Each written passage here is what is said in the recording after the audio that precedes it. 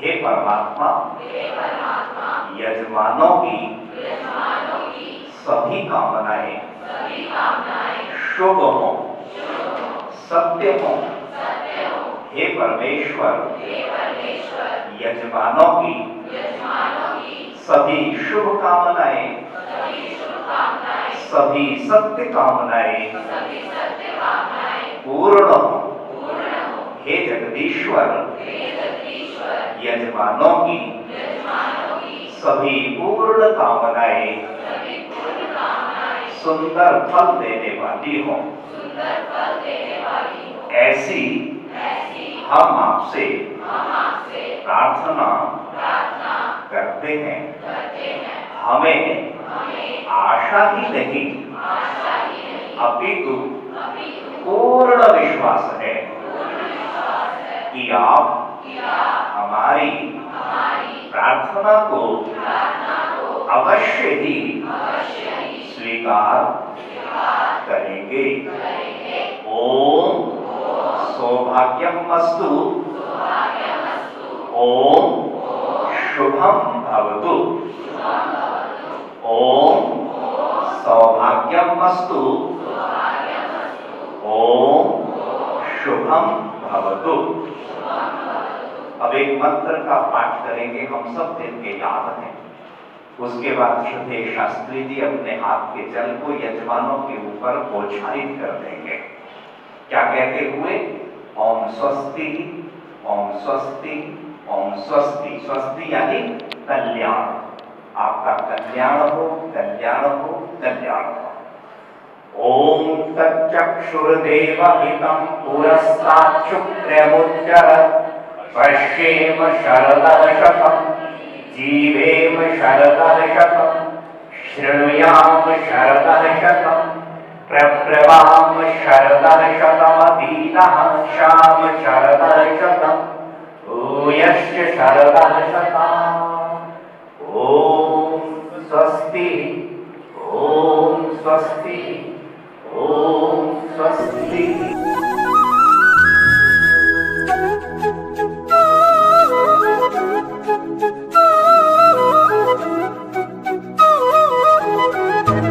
सबसे पहले मैं चौथी कक्षा की बच्ची जो है मिशिता, वो आपके समक्ष आएगी। मिशिता आइए, और इसका विषय है समस्त ज्ञान का संचित स्रोत वेद। आदरणीय उपस्थितः श्रोतागणः सुप्रभातम्। अद्य इयं सभायां मम वाचनं विषय सर्वज्ञानस्य निधि वेदः अस्ति। वेदः मानवमात्रस्य प्राचीनतमः शब्दमयो ज्ञानराशि। वेद शब्दस्य अर्थः ज्ञानमेव। वेदेषु मन्त्राः सन्ति। सर्वं ज्ञानं वेदेषु उपलभ्यते। अतएव साधुक्तं वेद अखिलो धर्ममूलम्। वेदेषु प्राचीनतम काव्यं दृश्यते। का शक्तय संसारे कथं कार्य सम्पादयन्ति इति वेद्यति वेदः। मनुष्यमनसा कथं विचार्यति, कथं परमेश्वरः सर्वेषां जीवानां सञ्चालनं करोति, कथं च सर्वज्ञः सर्वं जानाति इत्येतत् सर्वं वेदाः बोधयन्ति। राजां व्यवहारविषये, अध्यापकानां महत्त्वविषये, व्यापारिणाम् आचरणविषये, सर्वेषां स्वास्थ्यविषये च महत् ज्ञानं वेदेषु लभ्यते। वेदः मनुष्यं श्रेष्ठम् आर्य सज्जनं वा कर्तुम् इच्छन्ति। अस्माकं विवाह, नामकरण, चूडाकरण आदिषु संस्कारेषु समस्त भारतवर्षे वेद मन्त्राणामेव उच्चारण क्रियते। प्रत्येक हिंदू बालेनापि वैदिको गायत्री मंत्रो अवश्यम् उच्चार्यते। वेदाश्र चत्वारः सन्ति। ऋग्वेद, यजुर्वेद, सामवेद, अथर्ववेद। भारतीय परंपरा वेदान् परमेश्वरेण ऋषीणां हृदेषु प्रकटितान् मन्यते। वेदस्य आदिः न अस्ति। वेदः अनादि इति उच्यते। वेदस्य अन्तः अपि न अस्ति। अनन्तः वै वेदाः इति कथितम्। अन्तिमकाले अहं स्ववाणीं विरमामि। धन्यवादः।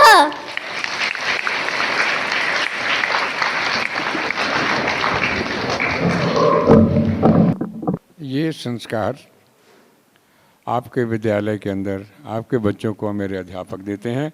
गंभीर साहब इस बच्ची से प्रसन्न होकर इसको पुरस्कार स्वरूप 200 रुपये प्रदान कर। इसके माता पिता आए होंगे।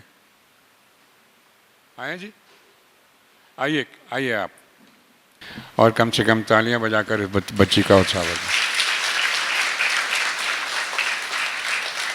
बहुत धन्यवाद। और अब कार्यक्रम को थोड़ा आगे बढ़ाते हैं। देशभक्ति की बात आर्य समाज के अंदर ना हो तो वो हमारा कार्यक्रम पूरा नहीं होता है। हमारे विद्यालय के 9वीं कक्षा के बच्चे जो हैं एक बहुत सुंदर देशभक्ति का गीत प्रस्तुत करेंगे।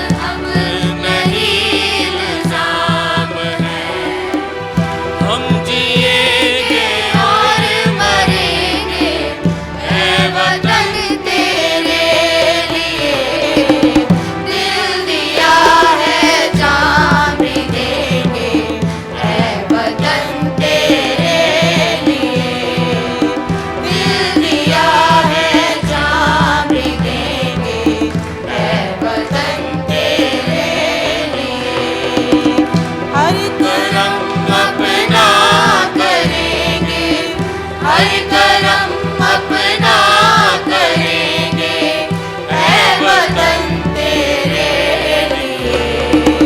दिल दिया है जान भी देंगे ऐ वतन तेरे लिए। दिल दिया है जान भी देंगे ऐ वतन तेरे लिए। ऐ वतन तेरे लिए। ऐ वतन तेरे लिए।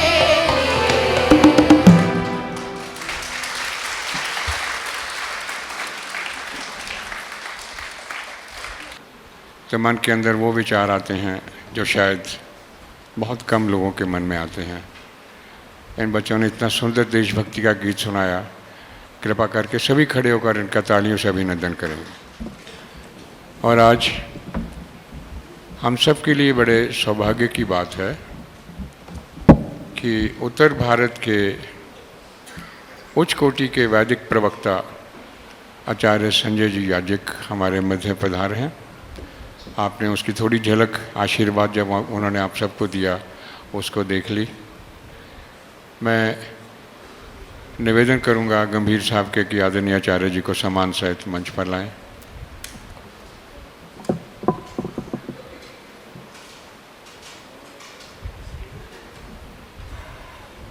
प्रधान श्री व्यास बैंबी जी,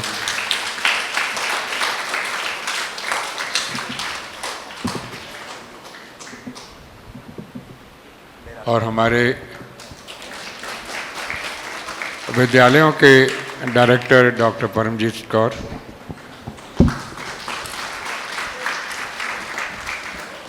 बीसीएम शास्त्री नगर की प्रधानाध्यापिका श्रीमती अनुजा कौशल,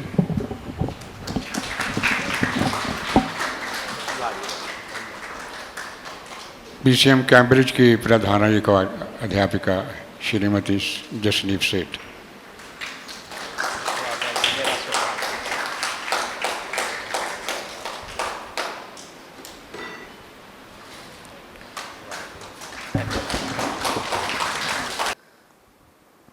चलिए कमर गर्दन को एक बार बिल्कुल सीधा करके बैठेंगे। मेरे साथ मिलकर सामूहिक रूप से गायत्री महामंत्र का सब पाठ करेंगे। सब बोलेंगे मिलकर गायत्री महामंत्र हैं, ठीक है बच्चों? सब बोलेंगे ना? शाबाश।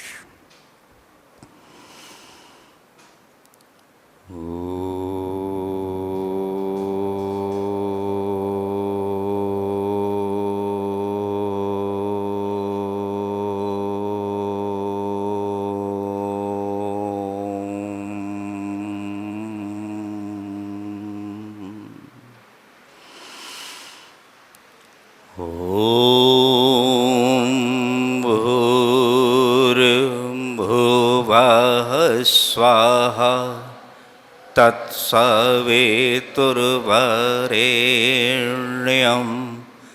भर्गो देवस्य धीमहि धियो यो नः प्रचोदयात्।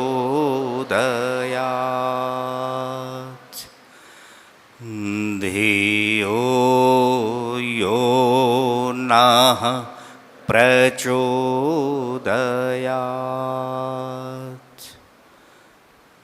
धियो यो नः प्रचोदयात्।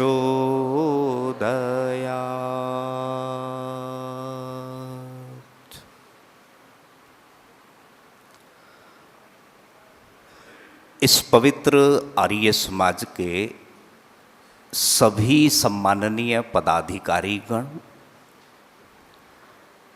जिनके ब्रह्मत्व में हम सब ने मिलकर संसार के श्रेष्ठ और ज्येष्ठ कार्य को यहाँ संपादित किया, इस पवित्र आर्य समाज के बहुत सुयोग्य धर्माचार्य माननीय श्रीमान राजेंद्र जी शास्त्री,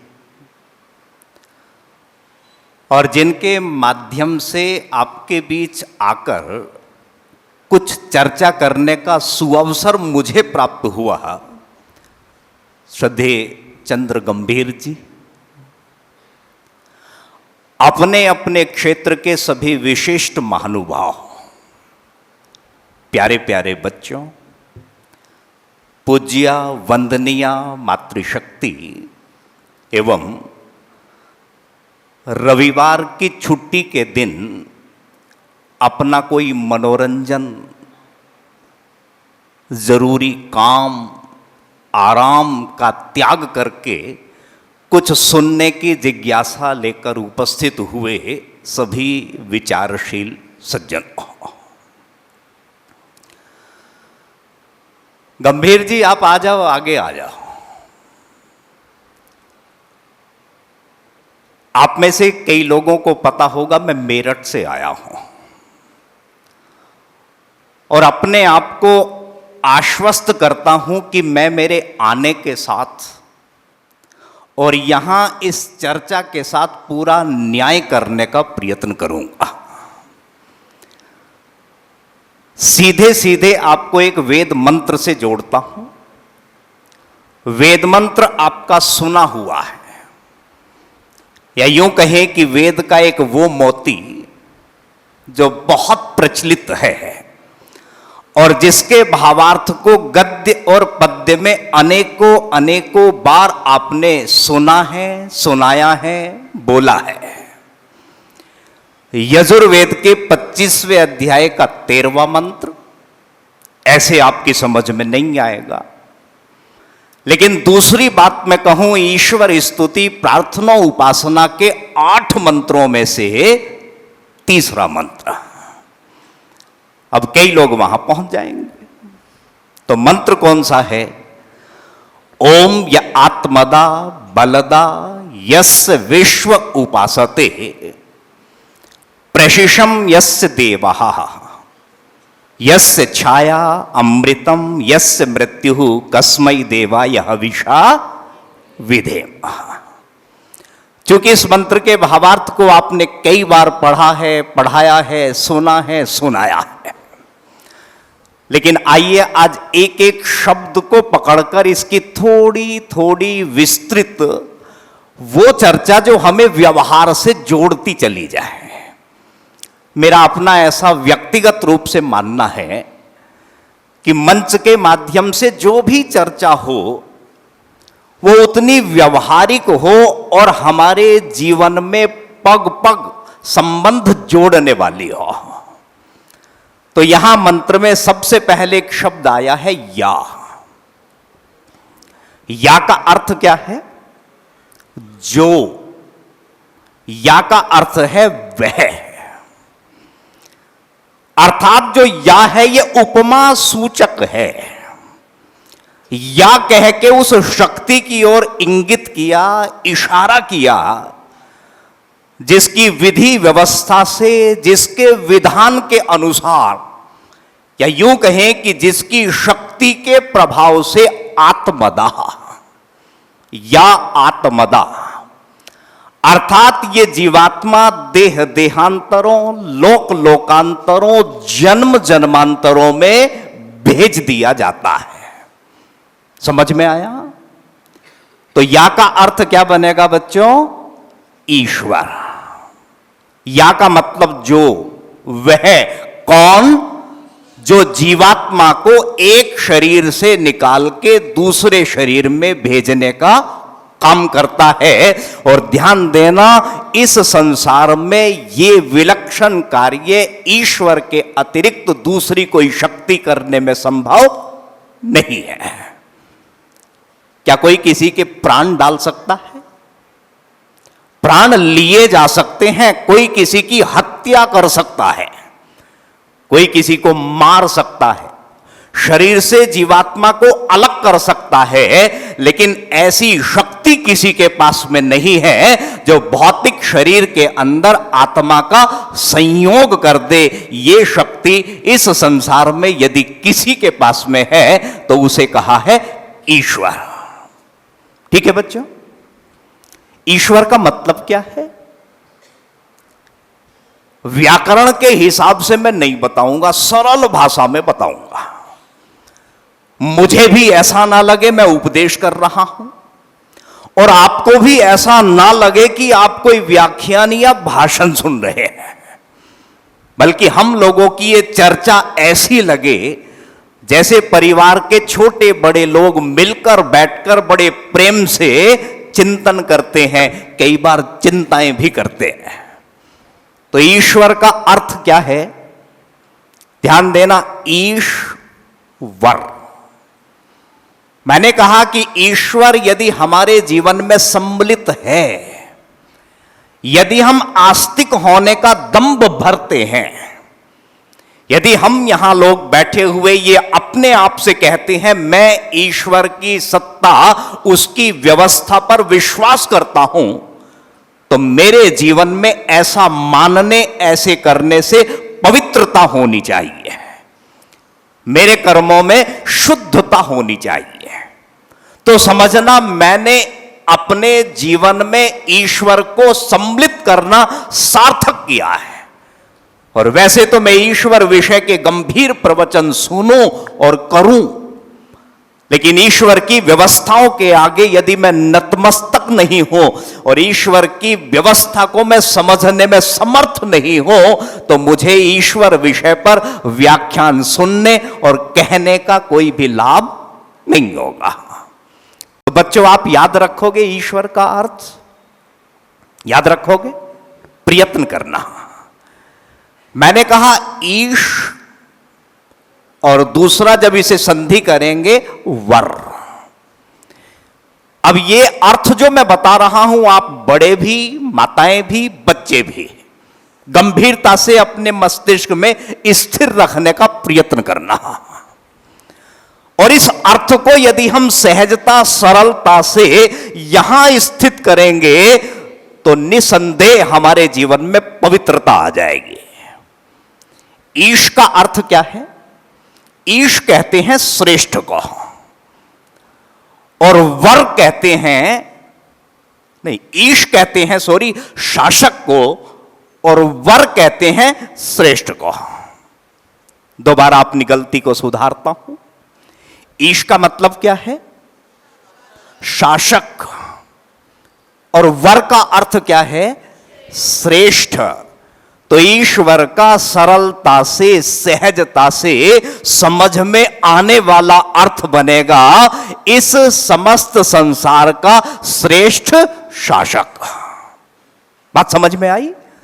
ईश्वर को ज्यादा आप डिफाइन ना करो, बस इतना यहां स्थिर कर लो, ईश्वर का मतलब है इस समस्त संसार का श्रेष्ठ शासक। और ध्यान देना, शासक तो इस संसार में बहुत सारे हैं, सबके अपने अपने अलग अलग शासन हैं, सबकी अपनी अलग अलग सत्ताएं हैं, लेकिन इन सब शासकों से ऊपर एक शासकेश्वर ऐसा बैठा है जिसकी शक्ति के प्रभाव से समस्त संसार के शासकों को अंततः अपना शासन, अपनी सत्ता को छोड़ने के लिए एक दिन विवश होना पड़ता है, मजबूर होना पड़ता है।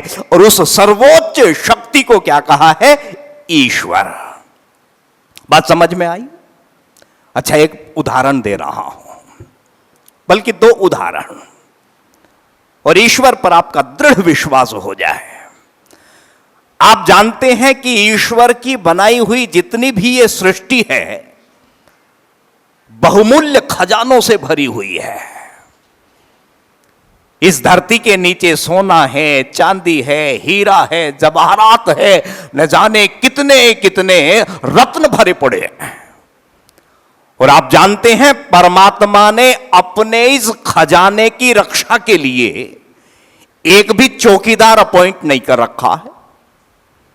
और आपको यह भी पता है कि प्रतिदिन इस संसार में कितने ही मनुष्य आते हैं, मां के गर्भ से कितने ही बच्चों का जन्म होता है, और अपनी जीवन यात्रा को पूरा करके असंख्य लोग इस धरती से प्रतिदिन जाते हैं। लेकिन कैसा व्यवस्थापक है वो कमाल का कि असंख्य आने जाने वाले लोग उस परमात्मा के खजाने में चौकीदार के ना रहते हुए भी एक माचिस की तिल्ली ले जाने में समर्थ नहीं है। यहीं से मानो हम नतमस्तक हो जाते हैं कि वो व्यवस्थापक इस संसार का श्रेष्ठ व्यवस्थापक है। बात सही है ना? अच्छा, एक उदाहरण और लो। हम रोटी खाते हैं, सब खाते हैं भाई, रोटी के बिना तो काम नहीं चलता। लेकिन ये मेरे और आपके विवेक के ऊपर निर्भर करता है कि मैं टुकड़ा कितना बड़ा तोड़ता हूं, है ना जी? सबकी बात है। कई लोगों को मैंने देखा, आपने देखा होगा, बहुत मोटा टुकड़ा तोड़ते हैं, आधी रोटी एक बार में है। और कई लोगों को आपने देखा होगा वो छोटा टुकड़ा तोड़ते हैं। क्या यहां हम किसी को विवश कर सकते हैं कि नहीं, आपको एक पैरामीटर है, इतना ही टुकड़ा तोड़ना है? क्यों गंभीर जी, ऐसा तो नहीं है ना? मेरी मर्जी, यहां मेरा अधिकार है, ईश्वर की कोई दखलंदाजी नहीं है। इस टुकड़े को मुख में डालने के बाद में कितना चबाना है, इसके लिए भी आप बाध्य नहीं, आप मजबूर नहीं है। कई लोगों को आपने देखा होगा, वो बहुत देर तक चबाते हैं, लुगदी बनाते हैं, बारीक पूरा कर लेते हैं, उनका डाइजेशन सिस्टम बढ़िया रहता, आंतें मजबूत रहती हैं क्योंकि दांत पूरा प्रॉपर काम करते। तो कई लोगों को आपने देखा होगा, वो 2-3-4 बार इधर उधर मुख में डाल लेंगे, घुमाएंगे और नीचे। यहां भी कोई पैरामीटर निश्चित नहीं है कि उतना चलाना है, आपको बाध्य नहीं किया जाता, आपकी मर्जी, कोई ईश्वर की दखलंदाजी नहीं है। लेकिन ध्यान देना, जैसे ही आपने गले से उस रोटी को, टुकड़े को नीचे डाला और आपका डाइजेशन सिस्टम एक्टिव हुआ और तुरंत आपको आभास हुआ, नहीं साहब कुछ गलत चला गया, कुछ ऐसा चला गया जो नहीं जाना चाहिए, अब मैं चाहूं कि ये क्रिया जो आरंभ हो गई है, पाचन तंत्र सक्रिय हो गया है, ये रुक जाए। ध्यान देना, सब प्राणियों में ये व्यवस्था एक प्रकार से ही चलती है और इस व्यवस्था को चलाने वाली कोई शक्ति है। और यहां हम भी, आप भी और संसार का प्रत्येक प्राणी विवश हो जाता है, अर्थात इस व्यवस्थाओं को बांधने वाली जो शक्ति है, उस शक्ति को क्या कहा है? या, अर्थात ईश्वर। तो समझ में आई ना ये बातें? भाई हम बहुत विवश हैं। इसीलिए यहां एक शब्द जुड़ा, या आत्मदाह, अर्थात जो इस भौतिक शरीर के साथ आत्मा को बांधने वाला है। आपको एक शब्द बताता हूं, बहुत अच्छा लगना चाहिए। आपने एक शब्द सुना होगा, बंधु। आपने अभी शास्त्री जी ने बोला ना एक श्लोक, त्वमेव माता च पिता त्वमेव, त्वमेव बंधुश्च सखा त्वमेव। और आपको पता है कि इस शब्द का प्रयोग हम लौकिक व्यवहार में भी करते हैं, यानी अपने दैनिक व्यवहार में इस शब्द का प्रयोग करते हैं हम, बंधु। और बंधु का मतलब है प्रेम करने वाला, और बंधु का सही अर्थ बनेगा बधनाति प्रेमना से बंधु। ये बड़े विशेष रूप से ध्यान से सुने, बधनाति प्रेमना से बंधु, अर्थात इस संसार में, इस लोक में जो हमें अपने प्रेम पाश में बांध लेता है, अपने स्नेह, अपने अपनेपन के सूत्र में हमें बांध लेता है, उसे लौकिक जगत में क्या कहा जाता है? बंधु। आपने सुना ना, बहुत कई बार हम बोलते हैं, अरे बंधु बहुत दिनों में दिखे, कहां चले गए थे? कई बार आपने सुना होगा ये कहते हुए किसी को कि अरे वहां उस स्थान पर, उस नगर में मेरे बंधु बांधव आज भी रहते हैं। तो ये बंधु कौन है? इस लौकिक जगत में जो स्नेह, प्रेम, अपनेपन के ग्रंथ में हमें, ग्रंथि में हमें बांध लेते हैं, जकड़ लेते हैं, उन्हें हम बंधु कह दिया करते हैं। लेकिन परमात्मा को बंधु कहने का तात्पर्य क्या है, यह ध्यान से सुनना। परमात्मा को बंधु कहने का सीधा तात्पर्य यही है कि वह ईश्वर इस पंच भौतिक शरीर के साथ आत्मा का बंधन करता है। ध्यान देना, मैंने पहले भी कहा कि इस आत्मा को शरीर के साथ बांधने का कार्य ईश्वर के अतिरिक्त कोई भी शक्ति करने में समर्थ नहीं है। इसीलिए परमात्मा को कहा बंधो। एक अर्थ और भी है, समझ में आने वाला भी है और व्यवहारिक जीवन में कल्याण करने वाला भी है। वो अर्थ क्या है कि सम्यक रूपेण बधनाति। ये मंत्री जी बहुत बढ़िया अर्थ है। सम्यक रूपेण बधनाति का मतलब है कि जो हमसे अच्छी प्रकार से बंधा हुआ है।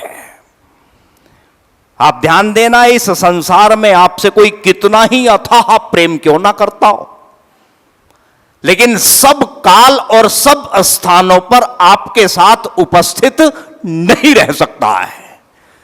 लेकिन परमात्मा एक ऐसी शक्ति है, आप गांव में रहें, नगर में रहें, शहर में रहें, खेत में रहें, खलियान में रहें, दिन में रहें, रात में रहें, परमात्मा देश काल के व्यवधान से रहित होने के कारण सब स्थानों पर, सब जगह, हर वक्त हमारे साथ विद्यमान रहता है। और विद्यमान ही नहीं रहता, अपितु हमारे हृदय प्रदेश में स्थित रहता हुआ हमें बुरे कार्य करने से भी रोकता है और अच्छे कार्यों को करने के लिए प्रोत्साहित करता है। इसलिए वो शक्ति एक ऐसी है जो हर वक्त हमसे अच्छी प्रकार से बंधी रहती है। उसकी 3 कसौटियां होनी चाहिए, मैं तो ख्याल रखता हूं। पहली कसौटी है कि वो चर्चा बहुत सरल हो। सरल का मतलब बच्चों से लेकर बड़ों तक सबकी समझ में आ जाए। और दूसरी कसौटी क्या है कि वो चर्चा सरस हो। मानो उस चर्चा में सुनने वाले को ऐसा लगे कि रस की एक धारा प्रवाहित हो रही है और सुनने वाला उस रस धारा में मानो बिल्कुल गोते लगा रहा हो। और तीसरी और सबसे महत्वपूर्ण कसौटी है कि वो चर्चा सुबोध हो, बोधगम्य हो, सरल भी हो, सरस भी हो और सुनने वाला कुछ गांठ बांध के ले जाए, तो मुझे लगता है वो चर्चा सार्थक रही है। उस व्यक्ति का आना, आकर चर्चा करना सफल रहा है। तो एक थोड़ी सी चर्चा जो जरूरी है, और मेरा ऐसा मानना है, लोग कहते हैं साहब मेरे पास समय कम है और मुझे बहुत बोलना है, मुझे बहुत सारी बातें बतानी है। मेरे साथ बिल्कुल उल्टा है। मुझे आप समय ज्यादा देंगे, मैं प्रयत्न करूंगा ज्यादा समय में कम चर्चा करूं, लेकिन जो चर्चा हो वो सुनने वाले के मन मस्तिष्क में दर तह दर बिल्कुल स्थिर होती चली जाए। तो ये जरूरी नहीं है कि ज्यादा बोला जाए। और मैंने तो मंत्री जी कहीं एक बात पढ़ी थी, आपको बीच में बता दूं कि इतना मत बोलिए कि लोग आपके चुप होने की प्रतीक्षा करें। कई जगह आपने देखा होगा ना, माइक हाथ में लिया और लोग सिर खुजाने लगे, कब पीछा छूटेगा ना। इतना मत बोलिए कि लोग आपके चुप होने की प्रतीक्षा करें, बल्कि इतना बोलकर चुप हो जाइए कि लोग आपको दोबारा सुनने की प्रतीक्षा करें, तो चर्चा कम हो। इसलिए एक चर्चा में आपको डालता हूं, ये शब्द, ये वाक्य, इसके साथ न्याय होगा। संसार का ये अनुभव बताता है कि जो मरणासन व्यक्ति है, आप में से बहुत लोगों ने ये दृश्य इन आंखों से देखे होंगे। जो मरने वाला व्यक्ति है, जिसकी मृत्यु अत्यंत नजदीक है, उसके चेहरे पर पीड़ा, व्याकुलता, दुख, वेदना, आतुरता के चिन्ह प्रकट होते हैं। आप में से कई लोगों ने देखा होगा मरणासन व्यक्ति को, यानी मृत्यु नजदीक है तो मानो मृत्यु को देखकर यह व्यक्ति भयभीत हो रहा है। और इस परिस्थिति में कई बार ये व्यक्ति कुछ बोलना चाहता है, कुछ बताना चाहता है। परिजन पूछते हैं कि हां हां कहो। शायद कई बार उनका मन का भाव होता हो, कहीं कुछ छिपा हुआ बताने की कोशिश कर रहे हो, कहीं कुछ ऐसा रखा हुआ हो जिसकी हमें जानकारी नहीं है, इसीलिए वो भी आतुर हैं सुनने के लिए और उकसाते हैं कि हां हां बताओ क्या कहना चाहते हो। लेकिन उस समय ऐसा लगता है कि इस व्यक्ति की बोलने की शक्ति, कहने का सामर्थ्य जैसे किसी ने हर लिया है, जैसे किसी ने छीन लिया है। शास्त्री जी ये बोलना तो बहुत कुछ चाहता है लेकिन बोल नहीं पाता। जानते हैं, इस स्थिति को देखकर लोगों में एक भ्रम बना, यानी इस संसार के लोगों में एक भ्रांत धारणा बनी। और वो धारणा क्या बनी कि भैया इस व्यक्ति को लेने के लिए अब यमदूत आ गए, देवदूत आ गए, और उनकी भयावह भयानक आकृति को देखकर ये डर रहा है, भयभीत हो रहा है। और इन्होंने आकर इसे अपने पाश में, अपने फंदे में पकड़ लिया है, जकड़ लिया है, और ये मरना नहीं चाहता, ये उनसे छूटना चाहता है, लेकिन पकड़ इतनी मजबूत है कि छूट नहीं पाता। और ये जो विवशता है ना छूटने की, ये जो लाचारी है ना मरने की, मरना नहीं चाहता, ये दुख, ये पीड़ा वही है। क्या ये सत्य है? ये मंच चूंकि वेद का मंच है, ये वैदिक सत्य नहीं है। फिर वेद का सत्य क्या है? ध्यान से सुनना। वेद का सत्य है कि मरने से पहले मरने वाले व्यक्ति को मरने की सूचना मिल जाती है। ये थोड़ा सा चिंतन करने का विषय है। हां, एक बात तो है, दो प्रकार के व्यक्तियों को मरने की पूर्व सूचना नहीं मिलती है। वो दो प्रकार के लोग कौन हैं? एक तो वो हैं जिनकी मृत्यु अचानक हो जाए, अकस्मात। कल्पना करें, एक व्यक्ति बाजार से अपनी पत्नी के लिए साड़ी लेके चला और मन में उसके चिंतन चल रहा है, बड़े दिनों से पत्नी का मुंह बना हुआ था, बहुत दिनों से मुझे काम नहीं मिला था, धन का, पैसे का अभाव था, और जब घर में जाता था तो बच्चे भी मेरे थैले को टटोलते थे, खाने पीने की कोई चीज निकलती नहीं थी, खिलौना कोई निकलता नहीं था, तो मायूस हो जाते थे। लेकिन आज इसे कुछ काम अच्छा मिला, चार पैसे हाथ में आए, तो पत्नी के लिए एक अच्छी सी साड़ी खरीदी, बच्चों के लिए कुछ फल, मिठाई और खिलौने भी खरीदे।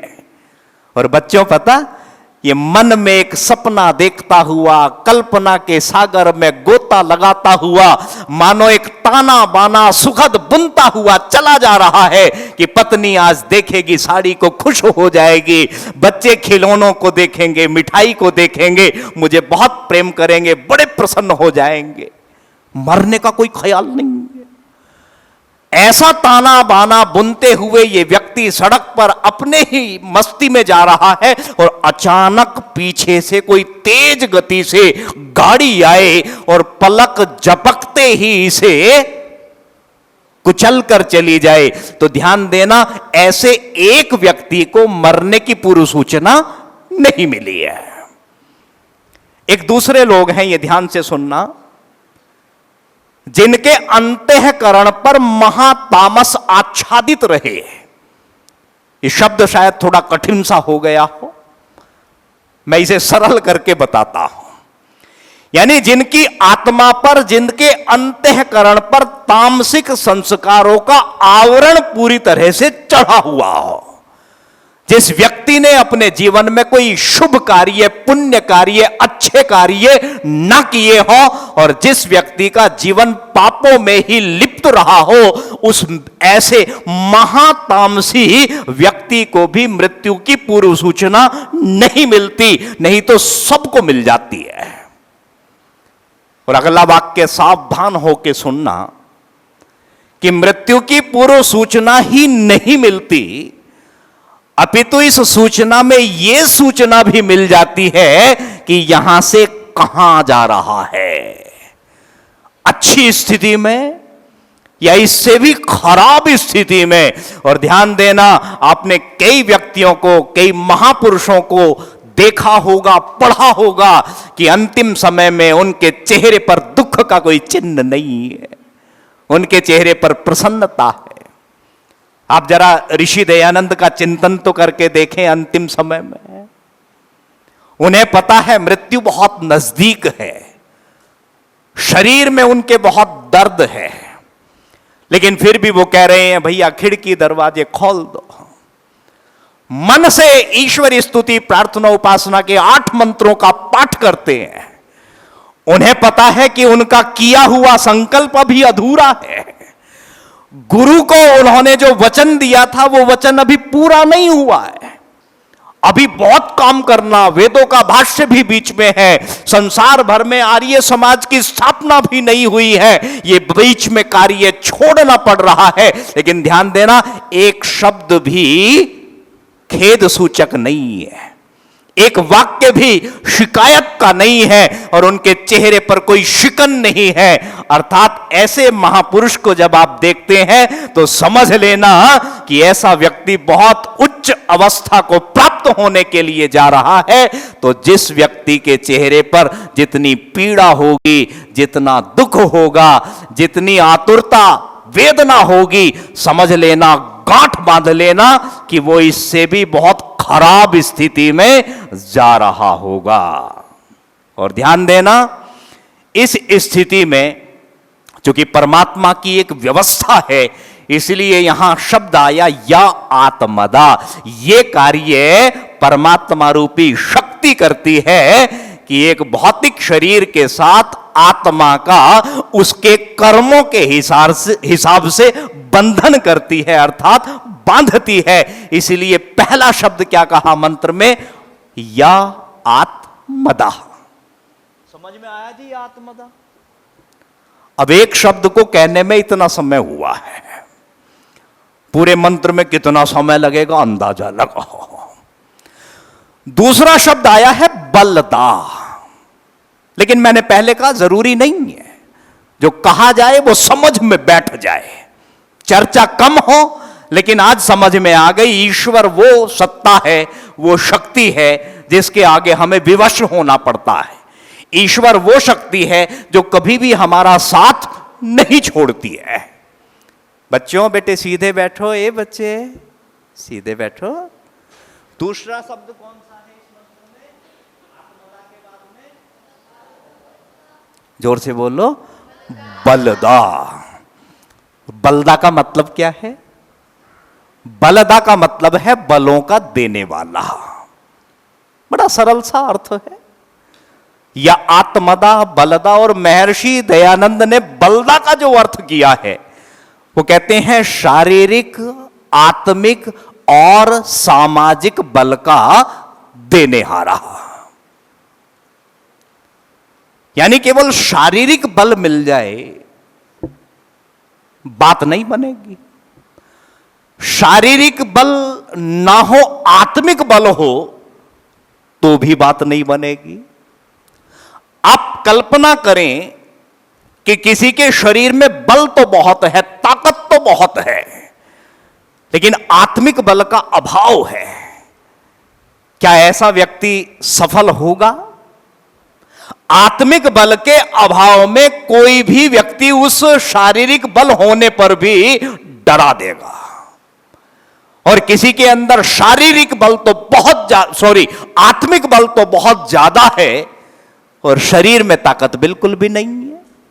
कृष्णकाय, बिल्कुल तिनके के समान किसी का शरीर है, तो क्या ऐसा कमजोर शरीर वाला व्यक्ति अपने परिवार, अपने धन आदि की रक्षा करेगा? नहीं करेगा। एक महत्वपूर्ण बात, मानो किसी के पास शारीरिक बल भी बहुत है, आत्मिक बल भी बहुत है और सामाजिक बल नहीं है।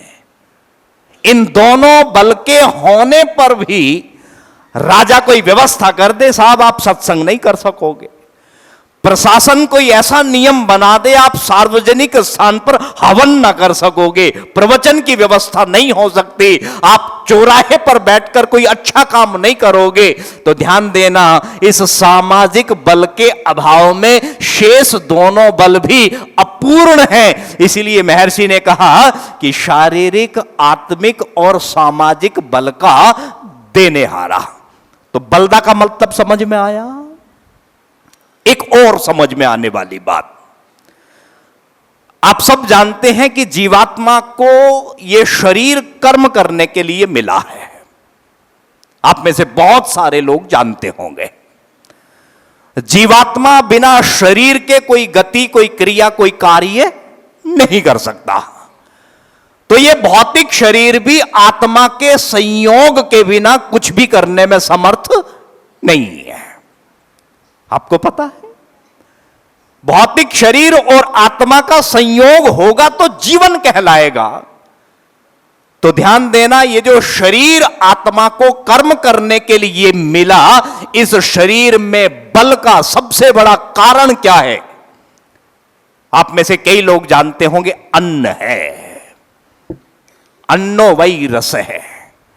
अन्न से हमें बल मिलता है, जो हम खाते हैं, जिससे हम शरीर पुष्ट करते हैं, पोषित करते हैं। और ध्यान देना, कैसे परमात्मा की सुव्यवस्था के अनुसार हमें अन्न प्राप्त होता है। आपको एक सरल उदाहरण दे रहा हूं। वो क्या है? किसान जमीन में एक दाना रोपता है। बच्चों ध्यान से सुनना इस बात को, और मैं तो कहता हूं परमात्मा की व्यवस्था के आगे नतमस्तक होने के लिए हम मजबूर हो जाए। कल्पना करें किसी किसान ने जमीन में मक्का का एक दाना बोया, और जिसे खेती किसानी का कुछ पता नहीं हो, ऐसा व्यक्ति मक्का के उस दाने को जमीन खोद के 5-7 दिन के बाद में निकाले और निकाल के देखे तो पता कैसा लगेगा? अरे ये तो गल गया, ये तो सड़ गया, अब इसमें क्या बचा? लेकिन किसान इस बात को अच्छे से जानता है कि यह दाना मानो पहले सड़ता है, पहले गलता है, पहले अपने अस्तित्व को, वजूद को खत्म करता है, और खत्म करने के बाद उसमें वो शक्ति आती है कि इस गले सड़े दाने से एक अंकुर निकलता है। निकलता है या नहीं निकलता?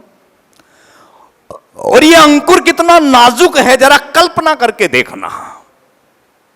यह अंकुर कितना कोमल है, कितना कमजोर सा है। और आप जानते हैं धरती की छाती कितनी कठोर है, मिट्टी कितनी सख्त होती है, लेकिन वहां रे वहां परमात्मा तेरी व्यवस्था कि वो बहुत नाजुक सा अंकुर धरती की कठोर छाती को फाड़कर बाहर निकल जाता है। और आप जानते हैं जब ये आगे बढ़ता है तो इस पर फिर फल लगता है। फल का मतलब कम से कम 2 भुट्टे लगते हैं। किसान एक दाना जमीन में रोपता है, उस एक के बदले असंख्य परमात्मा की उस शक्ति के अनुसार, व्यवस्था के अनुसार हम पाते हैं। और एक शेर बोलता हूं, आपको अच्छा लगेगा। न जाने कौन इस जेरे जमी को गुदगुदाता है, न जाने कौन इस जेरे जमी को गुदगुदाता है कि मुस्कुराती हर कली बाहर निकलती है। और उस एक दाने के बदले असंख्य दानों को प्राप्त करके हम सब प्राणी अपना पेट भरते हैं, शक्ति को प्राप्त करते हैं, कर्म करने के लिए तैयार हो जाते हैं। तो ध्यान देना, इस संसार में जितने भी बल हैं, उन सब बलों का जो पुंज है, उन सब बलों का जो स्वामी है, उन सब बलों के केंद्र में जो है वो ईश्वर है। इसीलिए मंत्र में कहा बलदा। 2 शब्द हो गए ना जी पूरे। ओम या आत्मदा बलदा। मंत्री जी ने कहा जी 9 बजे तक आपका समय है। एक तीसरा शब्द लेते हैं, नहीं समय का अतिक्रमण नहीं करेंगे। मैं पंचकुला में था पिछले वर्ष। मुख्य वक्ता के साथ में कई बार समस्याएं आती हैं। मंत्री जी पता क्या हुआ, मुझे तब मिला जब घड़ी की सुई शांति पाठ करने के समय पर आई। और मेरे सौभाग्य से मुझे सुनने के लिए बहुत सारे लोग आए, क्योंकि कई दिन से वेद कथा चल रही थी, सरल वेद कथा, और सुनने को लोग आतुर। संचालक महोदय ने मुझे कहा, जी देखो समय तो हो चुका, सुनने वाले आपको सुनने आए हैं, अब आपको कैसे संभालना है ये आप जानो। तो मैंने वहां एक शेर कहा था, आपको भी बोलता हूं, उधार रहने तो एक मुलाकात यूं ही। कुछ चीजें यदि अच्छी लग जाएं तो सुनने की एक उत्कंठा बनी रहे। मानो किसी शायर ने बहुत सुंदर शब्दों का चयन करते हुए उस भाव को बाहर निकालते हुए कहा कि उधार रहने दो एक मुलाकात यूं ही। कहावत है, उधार वालों को लोग भुलाया नहीं करते। यही बात मैं यहां कह रहा हूं। तो एक शब्द लेते हैं, यस्य विश्व उपासते।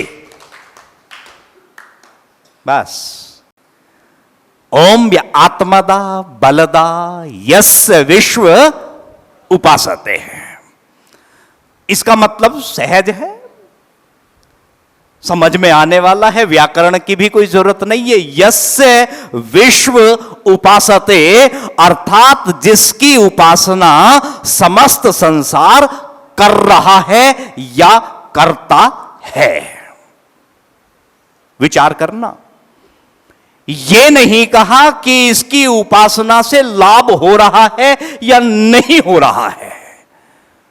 यहां मंत्र केवल इतना इंगित कर रहा है कि समस्त संसार का प्रत्येक पदार्थ जिसकी उपासना स्वाभाविक रूप से कर रहा है, या जिसकी उपासना स्वाभाविक रूप से निरंतर हो रही है, आप चाहें या ना चाहें, आप उपासना विधि को जाने या ना जाने, इसका अर्थ तो इतना ही है।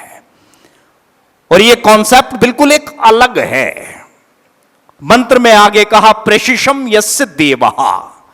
इसकी चर्चा फिर करेंगे, मैं आपको एक उदाहरण दे रहा हूं, बच्चों आपकी भी समझ में आएगा। मैंने कहीं पढ़ा कि एक व्यक्ति ने एक नौकर अपना अपॉइंट किया, और नौकर ऐसा जिसे बड़े दिनों से कहीं कोई काम नहीं मिला था। एक शब्द है ना अंग्रेजी में नीडी।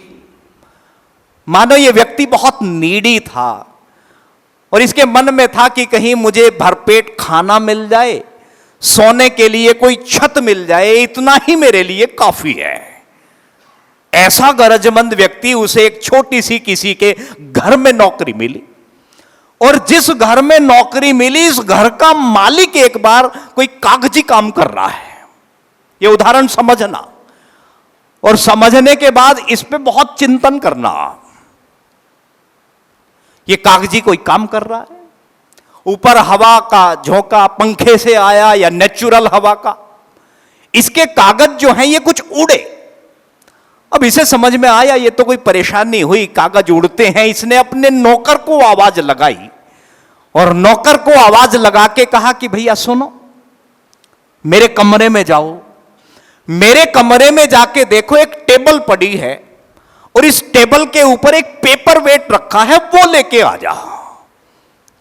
अब नौकर की चिंता बढ़ गई। क्यों? क्योंकि इस बेचारे को पेपर वेट का पता नहीं है। चिंता बढ़ने की वजह यह भी है कि मालिक को पता चल गया, पेपर वेट तक का नहीं पता। मालिक ये ना समझ ले ये तो कम अक्ल है, कम पढ़ा लिखा बेवकूफ है, नौकरी से ना निकाल दे। फिर थोड़ा सा साहस बढ़ा, और मन में सोचा मुझे एक हिंट दे दिया है मालिक ने, और उन्होंने कहा कि मेज के ऊपर रखा है, जो होगा वही पेपर वेट होगा, ले आऊंगा।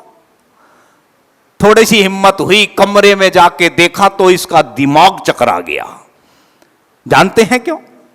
क्योंकि उस टेबल के ऊपर बहुत सारा सामान रखा है, बहुत सारी चीजें रखी हैं। अब ये सर पकड़ के बैठ गया, चिंतातुर होके, हे भगवान इसमें पेपर वेट कौन सा है, ये तो मुझे पता नहीं, मेरी नौकरी ना चली जाए। पीछे से मालिक शायद माजरा समझ के सारा समझ गया वो, आया और आके उसे देखा और देखकर हल्की सी डांट लगाते हुए एक कांच का गोल सा टुकड़ा हाथ में उठा के और इस नौकर को दिखा के बोला कि देख भैया ये पेपर वेट है। बात समझ में आई है क्यों बताई मैंने? ये समझ लेना मेरा आना आपका सुनना सार्थक होगा। यहां ध्यान देने वाली बात यह है कि इस नौकर की पेपर वेट के साथ में उपासना तो हुई, इस पेपर वेट की नौकर के साथ में सामीप्यता नजदीकी तो बनी, लेकिन नौकर को पेपर वेट का ज्ञान न होने के कारण कोई लाभ नहीं हुआ है। इसी प्रकार से परमात्मा के साथ उपासना तो हमारी निरंतर हो रही है, लगातार चल रही है। ऐसा कोई क्षण नहीं है जब हम परमात्मा की उपासना स्वाभाविक रूप से नहीं कर रहे होते हैं, लेकिन उपासना विधि का पता न होने के कारण उसकी उपासना का लाभ नहीं लेते हैं। अच्छा, आगे कहा प्रेषिषम यस्य देवः। बहुत शॉर्ट में बता रहा हूं और मंत्र ने बड़ा कमाल कर दिया। प्रेषिषम यस्य देवः, देवः का मतलब है विद्वान, देवः का मतलब है जानने हारे। तो यहां मंत्र ने कहा लेकिन उस ईश्वर की उपासना विधि को जो जानने वाले हैं,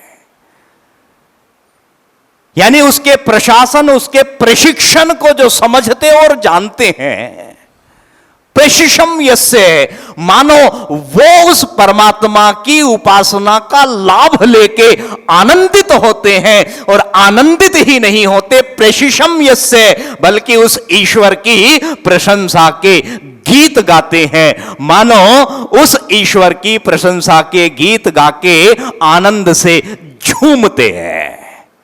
अच्छा एक बात बताओ, प्रशंसा कौन करेगा? प्रशंसा वो करेगा जिसे किसी के गुणों का पता होगा, जिसे किसी की योग्यता का पता होगा।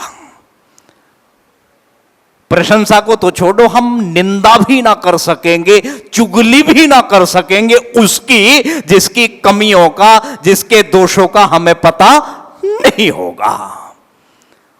यह मंत्र का केवल एक पाद हुआ है, और मैंने पहले कहा कि उधार रहने दो एक मुलाकात। यूं ही कहावत है कि उधार वालों को लोग भुलाया नहीं करते, और मंत्र का सबसे महत्वपूर्ण जो पाद है क्या है?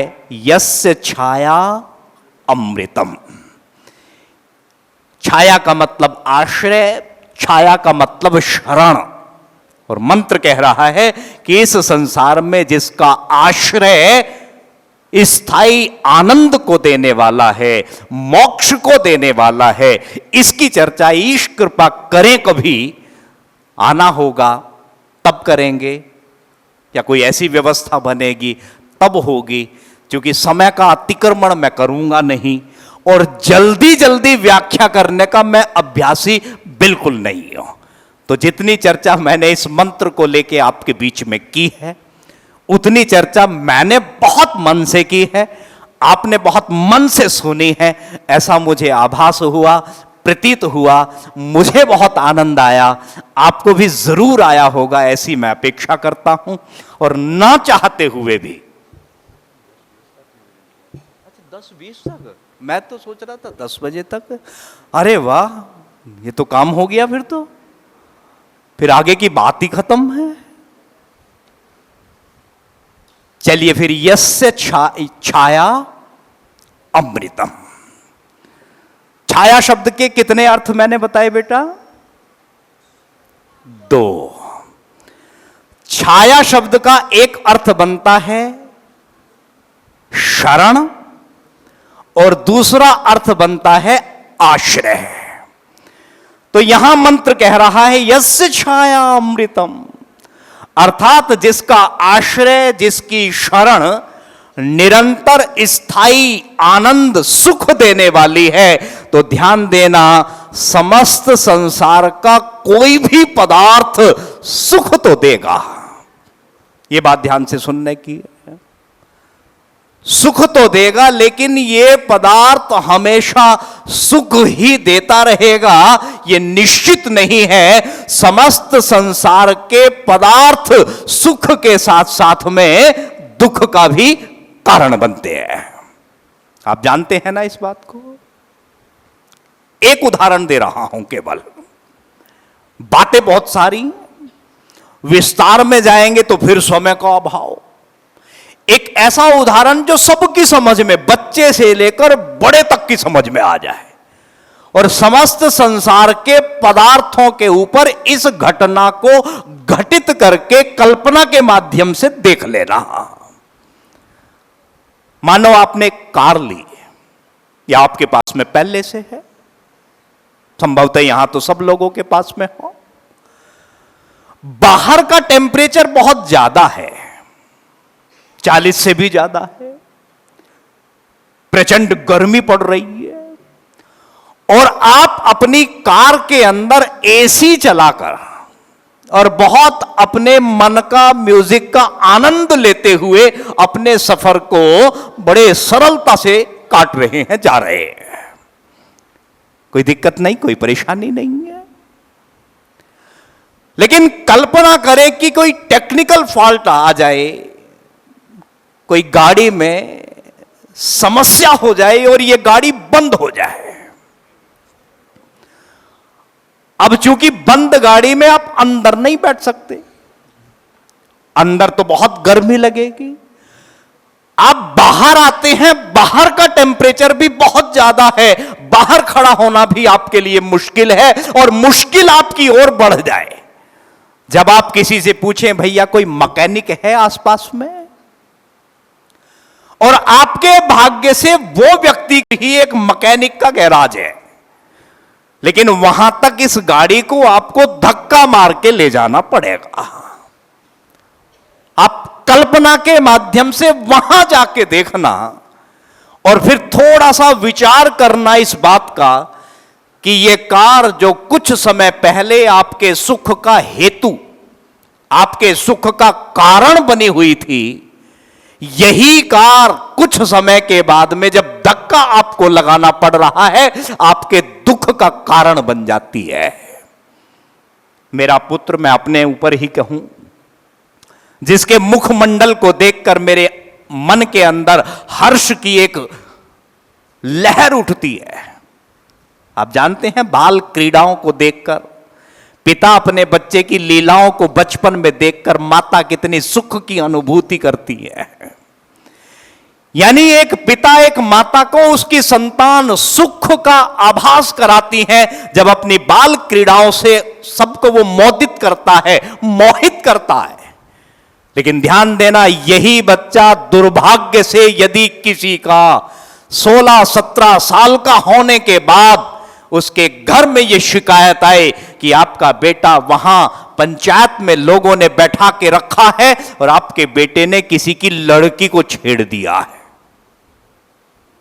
कभी दुर्भाग्य से यह खबर सुनने को मिले कि साहब आपका बेटा चोरी करता हुआ पकड़ा गया है, थाने में पुलिस वालों ने बैठा के रखा है, आपको वहां बुलाया जा रहा है, तो ध्यान देना, यही आपकी संतान, यही आपका पुत्र जो कुछ समय पहले आपके सुख का कारण बना हुआ था, यही आपकी संतान कुछ समय के बाद दुख का कारण बन जाती है। और ध्यान देना, समस्त संसार का पदार्थ कोई ऐसा नहीं है जो सुख के साथ में दुख ना देता हो, लेकिन ईश्वर और ईश्वर का सानिध्य, ईश्वर और उसकी उपासना ही एकमात्र संसार में ऐसी है जो सदैव निरंतर स्थायी सुख और आनंद का कारण बनती है। मैं आपको एक दृष्टांत देता हूं, छोटा सा, कोशिश करूंगा 5-7-10 मिनट में पूरा हो जाए, शायद बात भी समझ में आ जाए, उपसंहार भी हो जाए। मैंने कहीं पढ़ा और यह दृष्टांत मैं कई जगह देता हूं। आगरा में मैं था, कोई महिला विदुषी थी, उसने यह सुनाया और साहब मुझे तो बड़ा अपील किया और इसे सुन के मैं बड़ा भावुक भी हुआ। और मैंने बहुत गंभीरता से इस पर विचार भी किया, और विचार ही नहीं किया, अपने जीवन में लाभान्वित भी हुआ। वैसे तो मन घड़ंत है। आप जानते हैं भारतीय परंपरा में सिद्धांत को दृष्टांत से समझाने की परंपरा रही है। कठिन विषयों को दृष्टांत के माध्यम से सुनने वाले के मस्तिष्क में सरलता से बैठाने की ऋषि मुनियों की प्राचीन परंपरा रही है। तो क्या था ये कि एक बार एक राजा है, सुनोगे बच्चों, कहानी है, पसंद है ना कहानी। एक राजा है और राजा बड़ा न्यायप्रिय, अच्छा, शासन को बड़े अच्छे से चलाने वाला। प्रजा उसके शासन से प्रसन्न है, खुश है, कहीं कोई दिक्कत नहीं, परेशानी नहीं। केवल एक परेशानी व्यक्तिगत रूप से राजा को है, और वो राजा को दुख क्या है कि उसको कोई संतान नहीं है।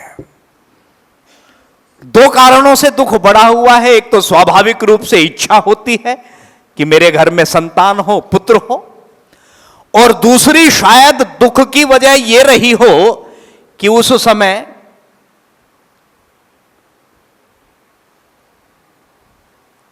राजा का पुत्र ही राजा बनता हो। कहते हैं ना जी, इस राज्य का उत्तराधिकारी कौन होगा, यह बात भी उस राजा को अंदर ही अंदर बड़ा पीड़ित करती हो। खैर, अनेकों अनेकों उपाय कराए, अनेकों अनेकों यत्न प्रयत्न किए कि घर में संतान उत्पन्न हो जाए, घर में पुत्र प्राप्ति हो जाए, लेकिन किसी भी तरह से यह संभव नहीं हुआ। अब एक बार एक तांत्रिक इसके राज्य में आया, और ये तांत्रिकों के झांसे में जो भी आया, इतिहास उठा के देखना, अखबार पढ़ के देखना, समाचार पत्रों में या आप न्यूज को भी देखना, वही दुखी हुआ है। अभी दिल्ली कुछ समय पहले बुराड़ी की एक घटना है, बहुत हाईलाइट हुई थी 5-7 साल पहले, कि एक परिवार के 10-11 लोगों ने सामूहिक रूप से किसी तांत्रिक के बहकावे में आकर आत्महत्या कर ली थी। और ऐसी घटनाएं बहुत होती हैं। तांत्रिक के बहकावे में आकर कई स्त्रियां अपनी पड़ोसन, अपनी देवरानी, अपनी जेठानी के बच्चों की बलि दे दिया करती हैं, अज्ञानता में, अशिक्षा में। तांत्रिक राजा से मिला, राजा की पीड़ा को समझा और एक उपाय बताया, और बड़ा खराब सा उपाय। और उपाय क्या कहा कि महाराज, यदि आप चाहते हैं संतान प्राप्त करना तो एकमात्र उपाय है, और मैं निश्चित रूप से गारंटी देता हूं, यह उपाय करोगे तो आपके घर में पुत्र प्राप्ति होगी। राजा ने कहा बड़े उत्साह से, भाई बताओ, करूंगा। तांत्रिक ने कहा कि महाराज, आपको अपने राज्य के किसी बच्चे की बलि देनी पड़ेगी, बलिदान करना पड़ेगा। राजा ने कहा भाई ना, मैं तो ऐसा नहीं करूंगा। राजा चूंकि अच्छा, खैर किसी भी तरह से इस तांत्रिक ने राजा को तैयार ही कर लिया। और राजा ने, आप जानते हैं, मुनादी, जैसे गांव में ढिंडोरा पीटना, अंग्रेजी में जिसे कहते हैं, अनाउंस करा दिया अपने राज्य में कि मैं पुत्र प्राप्ति की कामना को पूर्ण करने के लिए अपने राज्य के किसी बच्चे का बलिदान करना चाहता हूं। इसलिए अपील करता हूं, जो माता पिता अपने बच्चे को मुझे दे देगा, इसके बदले इतना इतना धन माल संपत्ति उसे दूंगा। क्या कोई मां, कोई पिता ऐसा होगा कि अपने बच्चे को मरने के लिए अपनी इच्छा से दे दे? ये मातृशक्ति बैठी है, बिल्कुल मना कर देगी। उस राज्य में भी एक ऐसा बच्चा था जिसकी मां नहीं थी, लेकिन पिता था, और उस बच्चे के दुर्भाग्य से पिता व्यसनी था। व्यसनी का मतलब शराब पीता था, जुआ खेलता था, उसमें कई प्रकार की कमियां थी। अब अपनी इन क्षुद्र कामनाओं की पूर्ति के लिए स्वार्थ उसका हावी हुआ और अपने बच्चे की उंगली पकड़ के वो राजा के पास पहुंचा और राजा से कहा कि महाराज, मैं अपने पुत्र का बलिदान करने के लिए तैयार हूं, आप इसे लो और लेने के बदले इसकी बलि दो, और लेकिन जो आपने घोषणा की है वो मुझे दे दो। राजा ने उसे धन दे दिया, धन दे के उसे अपना विदा कर दिया। तांत्रिक के कहे अनुसार राजा नियत समय पर इस बच्चे को नहला धुला के, अच्छे साफ सुथरे कपड़े पहना के जैसे ही निकला उस विशेष पूजा पाठ के लिए, ध्यान देना बीच में एक रेत का मैदान है। और अब मैं आपको ऐसी बात बता रहा हूं जो शायद आपको बचपन में ले जाए, क्योंकि मैंने तो यह काम किया है। जब हम बचपन में थे मंत्री जी, रेत के घर बनाते थे, यानी रेत में पैर घुसा के जगह बना के ऊपर से बहुत सारी रेती डाल के थपथपाते थे और धीरे से पैर को निकाल देते थे। किया है किसी ने ये? अरे वाह, बहुत लोगों ने किया होगा।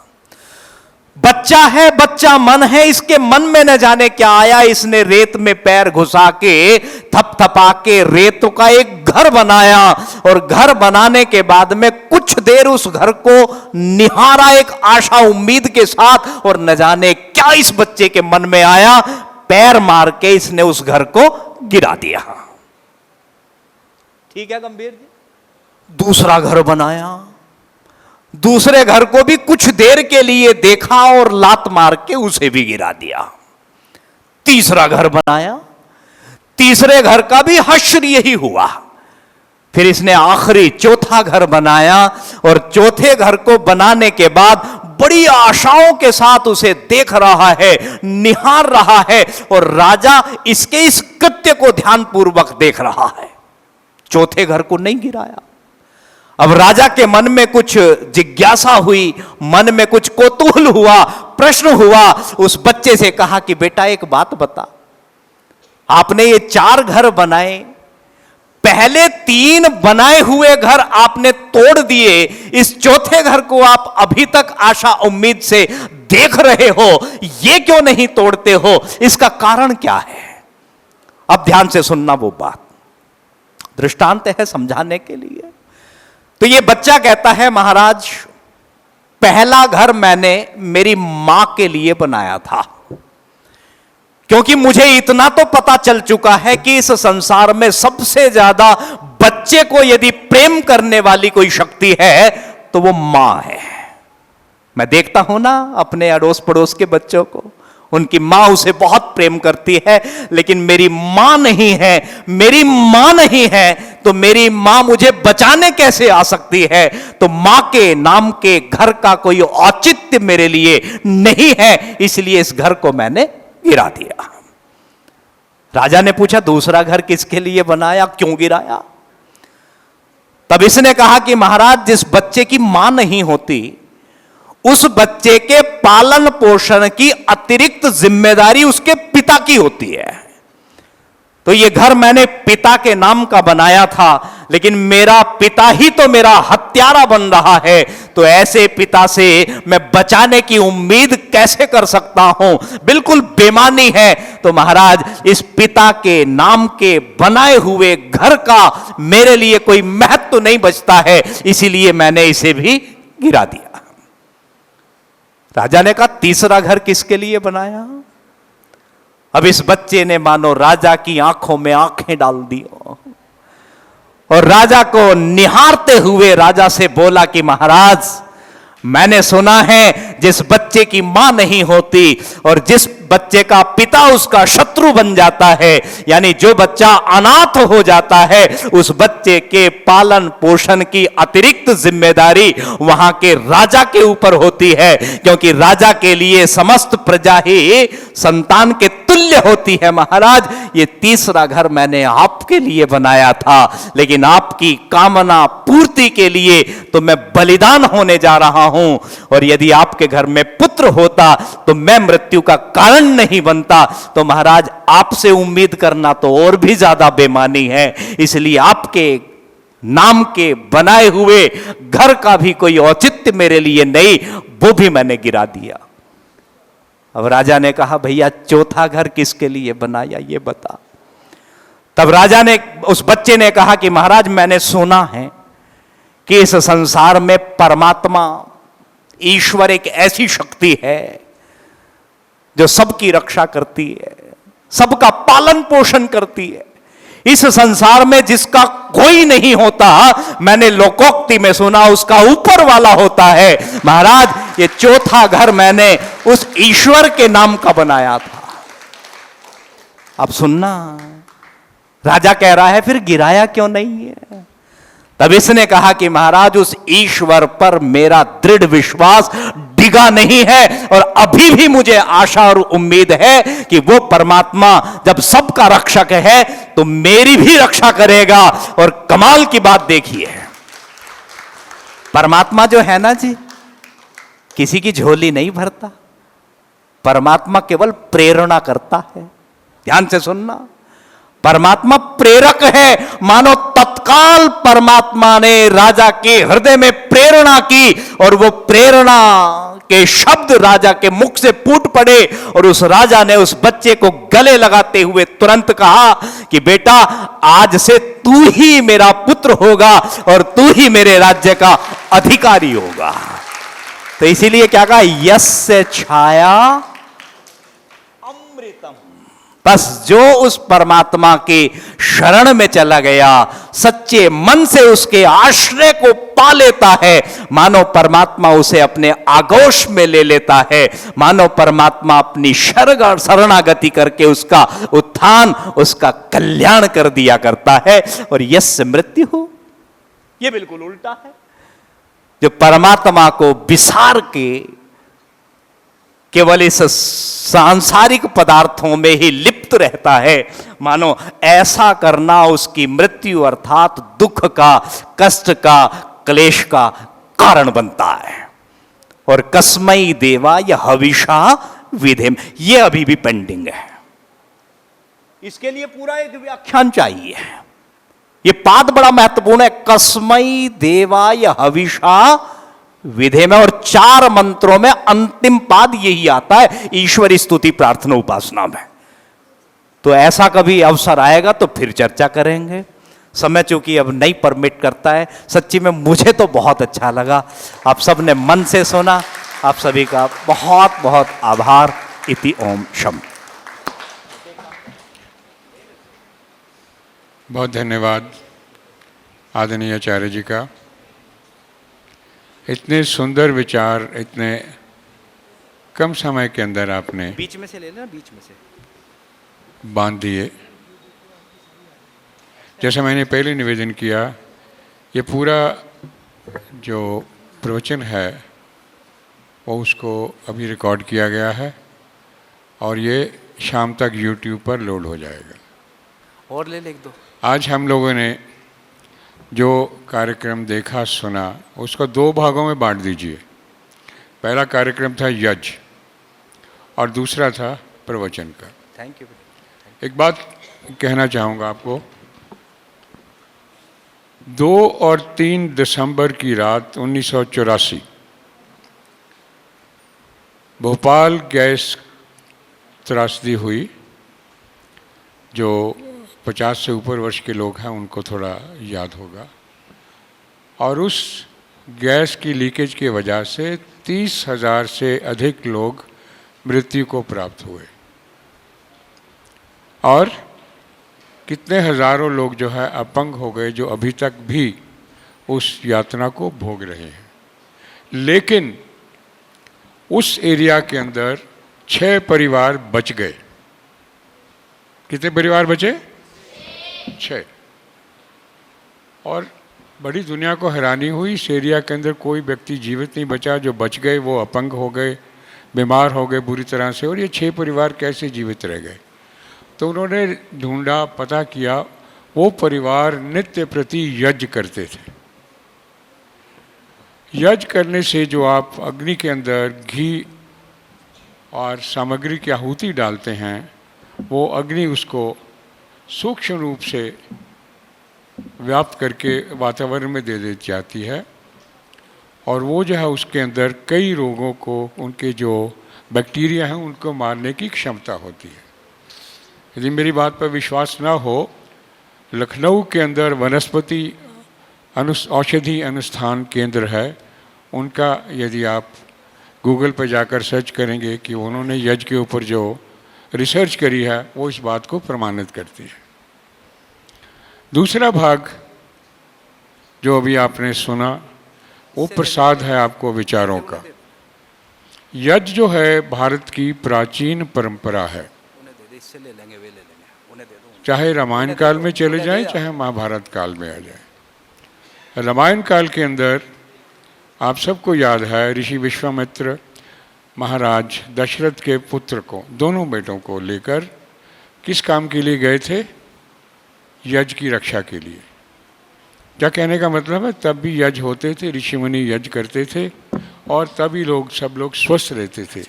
आज हम लोगों ने यज्ञ करना छोड़ दिया, अनेक तरह की बीमारियां फैल गई, अनेक तरह के बैक्टीरिया आ गए। ज़्यादा दूर नहीं जाते, कोरोना से शुरू हो जाओ, उससे पहले चिकनगुनिया, डेंगू, पता नहीं क्या क्या क्या क्या नाम है बैक्टीरिया को दे रहे हैं लोग बाग। लेकिन ये इसलिए हो रहे कि हम लोगों ने यज्ञ करना छोड़ दिया। उधर एक फ़ोटो लगी हुई है भगवान कृष्ण की और वो यज्ञ कर रहे हैं। तो महाभारत काल के अंदर भी यज्ञ होते थे। युधिष्ठिर ने जब अपना राज्याभिषेक किया तो उन्होंने यज्ञ किया था। इस परंपरा को जारी रखने के लिए मैं धन्यवाद करना चाहता हूँ, प्रणाम करता हूँ आप सबकी ओर से उस महान पुरुष को जिन्हें महर्षि दयानंद सरस्वती के नाम से हम जानते हैं, जिन्होंने भारत की प्राचीन परंपराओं को, वेदों को पुनर्स्थापित किया, यज्ञ की परंपराओं को चालू किया। मुझे लगता है कि आप सब लोग जो आए हैं, जिन्होंने सुना, जो भाग्यशाली थे जिन्होंने इस यज्ञ के अंदर भाग लिया, आहुति दी अपने कल्याण के लिए, समाज के कल्याण के लिए, एक बहुत उत्तम कार्य है। मैं धन्यवाद करना चाहूँ प्रिंसिपल अनुजा जी आपको। उन्होंने बच्चों को बुलाया, इनके माता पिता को बुलाया, अध्यापकों को बुलाया और आपको पता लगा कि आपके बच्चे क्या करते हैं। ये जो है इस देश के भावी नागरिक हैं। यदि इनके अंदर ऐसे संस्कार आ गए तो मैं समझता हूँ कि भारत को विश्व गुरु जो बनाने की कल्पना हमारे देश के नेता कर रहे हैं वो सार्थक होगी। इसके लिए परमात्मा से प्रार्थना करते हैं कि ये जो बच्चे हैं भारत का भविष्य हैं, ये इस देश को उन्नति की मार्ग पर ले जाएं। आप सबका पुनः धन्यवाद। कृपा करके शांति पाठ के लिए सीधे बैठ जाएंगे। एक सूचना है जो सबके लिए है, यज्ञोपरांत शांति पाठ के बाद बाहर आपके लिए ऋषि लंगर का प्रबंध है। सिर्फ उसमें एक मेरा साथ दें, पहले बच्चों को लेने दें, फिर महिलाएं और भाई हमारे, हम सब लोग बाद में लंगर ग्रहण करेंगे। इतना मेरा आप सहयोग कीजिए। हाँ जी, और लंगर अवश्य खा के जाएंगे। और हमारे सदस्य हैं सुरेश खन्ना जी। खन्ना साहब एक मिनट खड़े हो जाइए। सुरेश खन्ना जी, धर्मपत्नी उनकी, आप भी खड़े हो जाए। आप बहुत देर के बाद आए हैं, बहुत बीमार रहे। श्रीमती खन्ना आप भी खड़े हो जाए प्लीज़। और आपका भी धन्यवाद। हमने आपसे निवेदन किया था कि आप खन्ना साहब को लेकर आए। बहुत धन्यवाद आपका। ईश्वर से आप दोनों की स्वास्थ्य की कामना करते हैं। परमात्मा करे जिस प्रकार पहले आप आर्य समाज के कार्यक्रमों के अंदर हमारा सहयोग करते थे, बाकी भी करते रहे। बहुत धन्यवाद। शास्त्री जी आइए शांति पाठ के लिए। शांति पाठ के लिए सीधे बैठ जाएंगे कृपा करके, हाथ जोड़ के आंखें बंद। आप लोगों ने जहाँ इतना समय आपने अपने साहस का परिचय दिया और सुना, और अभी भी केवल 1 मिनट के लिए आइए।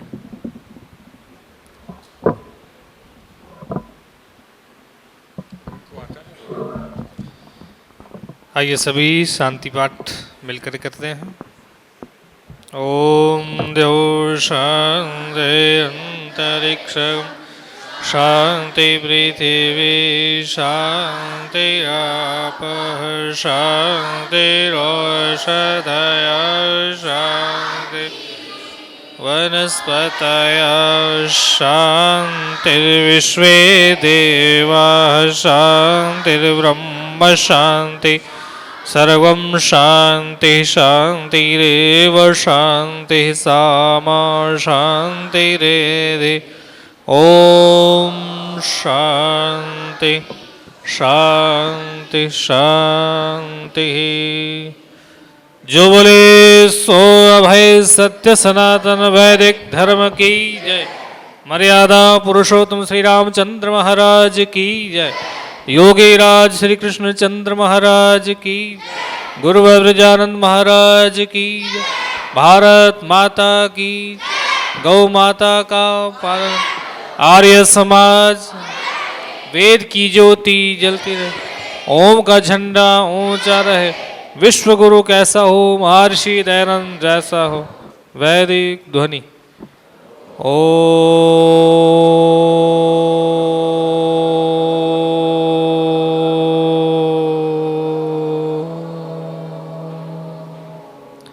वैदिक अभिवादन सभी को। एक छोटा सा काम मेरा रह गया। कल आपके गुरुकुल की एक ब्रह्मचारिणी को वेद प्रचार मंडल की ओर से पुरस्कार मिला, तो वो बच्ची का नाम है वैष्णवी माथुर। वो आ जाएं आचार्य जी।